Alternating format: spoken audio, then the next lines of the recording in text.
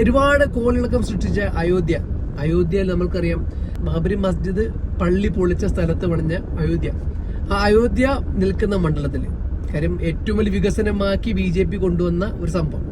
അവിടെ BJP ജയിക്കുന്നുണ്ടോ ഇല്ലയോ എന്നൊരു നോട്ടം. കാര്യം എന്ന് പറഞ്ഞാൽ അവിടത്തേക്ക് പോകുന്ന വഴികളിലൊക്കെ ഉണ്ടായിരുന്ന ഹിന്ദുക്കളുടെ വീടും അതുപോലെ തന്നെ കടകളൊക്കെ അടിച്ചു പൊളിച്ചിട്ട് ഒരു വഴിയൊക്കെ ഉണ്ടാക്കിയായിരുന്നു. അപ്പൊ അന്ന് എനിക്കൊരു ഡൗട്ട് ഉണ്ടായിരുന്നു, ഇവരിനി തീർച്ചയായിട്ടും BJP സപ്പോർട്ട് ചെയ്യുമോ ഇല്ലയോ എന്നൊക്കെ. അവിടുത്തെ കാര്യവും ഏകദേശം തീരുമാനമായി. നിർമ്മാണം പൂർത്തിയാകും മുമ്പ് തന്നെ തെരഞ്ഞെടുപ്പ് മുന്നിൽ കണ്ട് നരേന്ദ്രമോദിയുടെ നേതൃത്വത്തിൽ പ്രാണപ്രതിഷ്ഠ നടത്തുകയും അത് രാജ്യമെങ്ങും വലിയ ആഘോഷമാക്കി മാറ്റുകയും ചെയ്തു.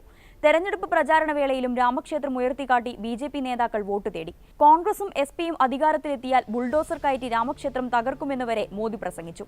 എന്നാൽ രാമക്ഷേത്രവും മോദിയുടെ വിദ്വേഷ പ്രസംഗവുമെല്ലാം അയോധ്യ ഉൾപ്പെട്ട ഫൈസാബാദ് മണ്ഡലത്തിൽ BJP-യെ തുണച്ചില്ല. ഇവിടെ സമാജ്വാദി പാർട്ടിയുടെ അവധേഷ് പ്രസാദാണ് 54,567 വോട്ടിന്റെ ഭൂരിപക്ഷത്തിൽ വിജയിച്ചത്.